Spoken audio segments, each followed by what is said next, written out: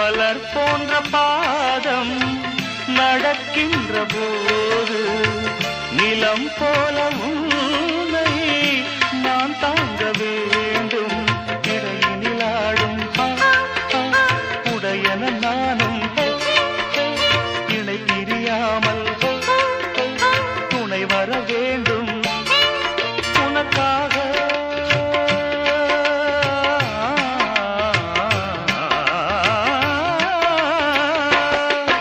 உனக்காக பனிக்காற்றை தினம் தூது போக வேண்டினேன்.